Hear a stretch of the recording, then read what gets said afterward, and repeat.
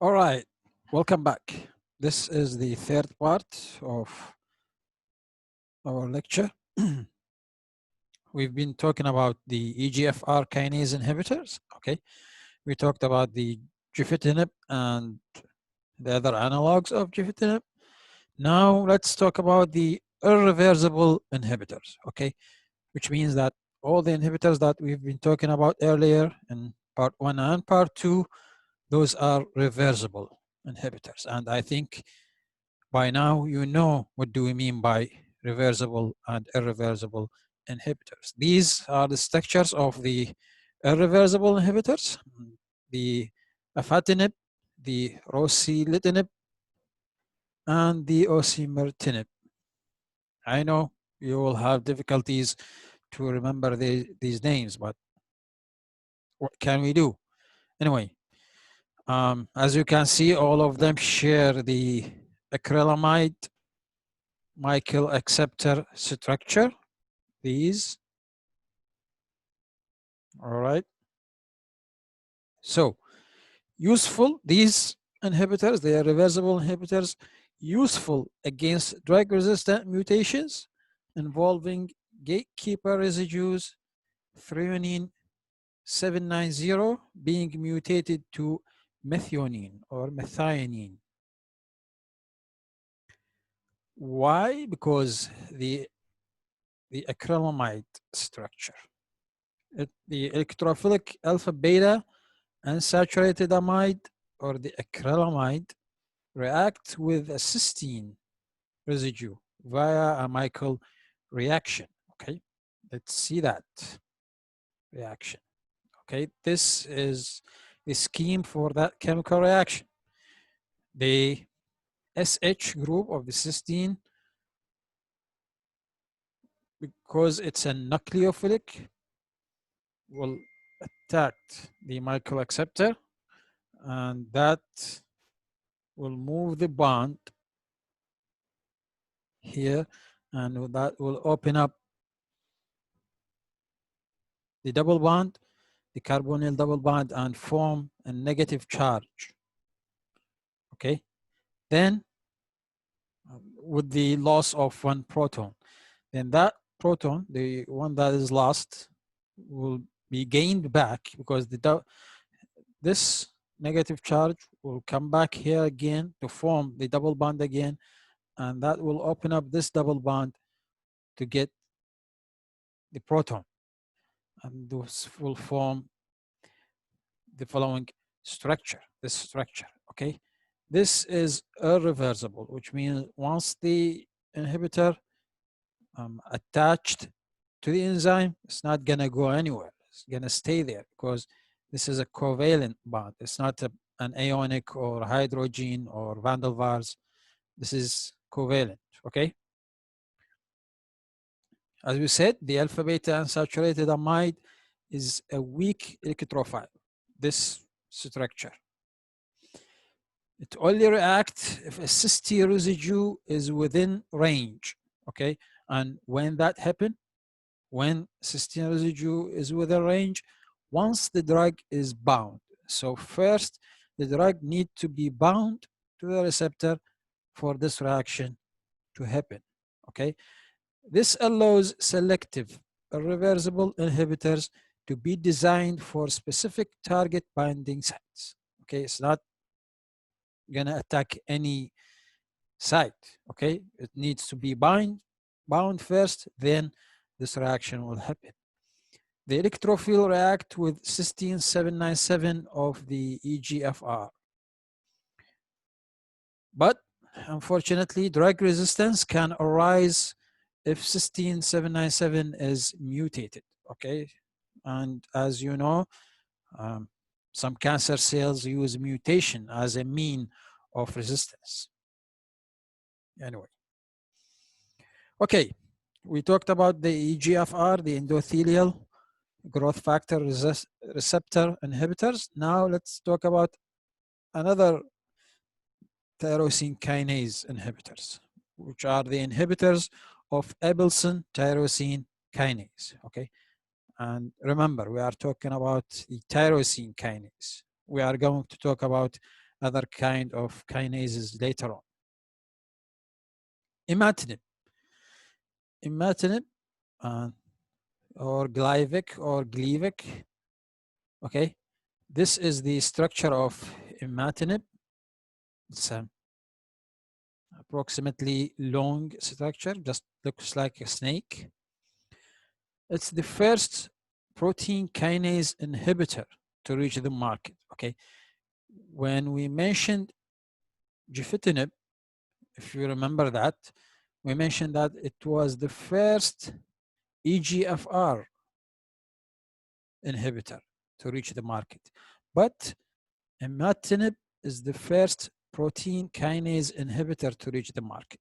Okay, it's selective inhibitor for a hybrid tyrosine kinase, the BCR-ABL. BCR-ABL is active in certain tumor cells, and this or that was a milestone because they found that this BCR-ABL hybrid tyrosine kinase is only active in certain tumor cells. It's not active in normal cells, which leads to better selectivity and less side effects. All right. What's the lead compound? We talked about the lead compound for gefitinib. Now let's talk about the lead compound for imatinib. It's compound number 1. As you can see, it has a pyrimidine that is attached to anilino substituent. This is the pyrimidine, and this is the anilino substituent. Okay, it's a phenyl amino pyrimidine structure. Okay, phenyl. This one is by itself is phenyl. This guy. Okay, amino pyrimidine structure. Okay, this lead compound was identified by random screening of large compound libraries. Okay, it was originally identified as a PKC inhibitor or phosphokinase C or protein kinase C inhibitor. Okay, so it was not identified as the ABL inhibitor. Okay, PKC is a serine threonine kinase, while ABL is a tyrosine kinase. So you see, the lead compound used to be active against different protein kinases. All right. So what's the drug design for the imatinib? How did we go from a serine threonine kinase to a tyrosine kinase inhibitor? Okay. First, they started with the lead compound, compound number 1. Okay, which was the lead compound. And as you saw earlier, it was identified from screening of large libraries. Okay, they tried different substituent, and they found adding pyridine or pyridyl substituent at the 3' carbon increases the activity. Okay, further substitution and adding the amide structure here, which resulted in compound number 3, also improve activity until they reach compound number 4, which has even better activity. They kept modifying the structure. They tried different substituents until they added a conformational blocker, which is just a methyl group here, this one. Okay, this resulted in compound CGP 53716 which was an active compound, and this compound was active against the Abelson tyrosine kinase. Okay, this one was not active against this guy. Sorry, against the threonine kinase. So just adding this conformational blocker will force the molecule to adapt a certain conformation, which makes it active only against specific types of tyrosine kinases. All right, adding a piperazine structure not only improves activity but also improves the solubility, because piperazine has those basic nitrogen that could be ionized to form water-soluble salt, but it also aids in the activity, as we will see later on in this part of our lecture. Okay, so what are the binding interactions of imatinib? Okay, these binding interactions were identified from a crystal structure of an inhibitor of ABL kinase complex. Okay, the amide serve as an anchoring group and orientates the molecule.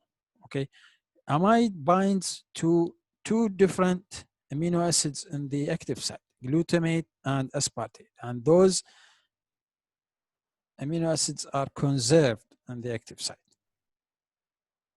Glutamate and aspartate are important to the catalytic mechanism, and that's why they are conserved, because if the enzyme wants to be active, want to do its work, it has to have those two amino acids. That's why they are conserved. This picture shows you the interactions of the binding interactions of imatinib at the active site. You see, this is the amide, the one that we talk about. It anchors the molecule in a way that makes the molecules, or split the molecules in two different parts, and each part will go in a hydrophobic pocket. This one will go there, and this one will go here. Okay, you see these are the hydrogen bonding of the amide with the glutamate and the aspartic acid, or the aspartate. Okay, it's also shown here in this figure the important interaction of the threonine 315, which is the gatekeeper residue. It forms hydrogen bonding with the NH group of the imatinib. They found that this interaction is important because once you methylate the NH, once you remove the hydrogen, that will lead to the removal of the hydrogen bonding and loss of activity. Okay, this pyridine ring provides the required interaction with the hinge region, the one that you learned about earlier. Okay, other interactions determine the target selectivity. So those first interactions determine the binding interaction with the active site. So how about the selectivity? Because we said that the Abelson tyrosine kinase inhibitors, the imatinib, is selective for this kind of kinases. A hydrogen bond to the gatekeeper, we talked about this, is essential to activity. And as we mentioned, the N-alkylation of the secondary amine eliminate the activity. That's how they found it's important. Also, molecular modeling studies suggest that the piperazine group interacts with a glutamate residue. This is the piperazine group, and as I mentioned earlier, it's not only important for activity, but it aids with solubility. So what will happen? Imatinib also inhibit other protein kinases containing this glutamate residue. That's how they found that this is important, because imatinib inhibit the ABL, the Abelson, the c-KIT, and the PDGFR. Okay, this is the piperazine group, and it's gonna form a ionic bond with a glutamate residue, because this positive charge will interact with the negatively charged glutamate amino acid. All right. Also, they have found that the conformational blocker, this methyl group, aids in activity. How? Because it binds to a hydrophobic pocket that is not accessible if a larger gatekeeper residue was present. And I think we mentioned that in the first part. If the gatekeeper is a big amino acid, a big molecule, is going to block the entry of this methyl group to the hydrophobic pocket in this region. So this is the conformational blocker that we are talking about. All right, how about drug resistance? Unfortunately, with all of these interactions, there is still some drug resistance. Mutation of the gatekeeper residue to isoleucine introduces resistance. Why? Because isoleucine doesn't have this OH group. Okay, and if you don't have the OH group, you will lose this important hydrogen bond. And if you lose the hydrogen bond, you will lose the activity, as we learned earlier. As I said, isoleucine is unable to form an important hydrogen bond to the amine. Okay. The mutation will happen at this position.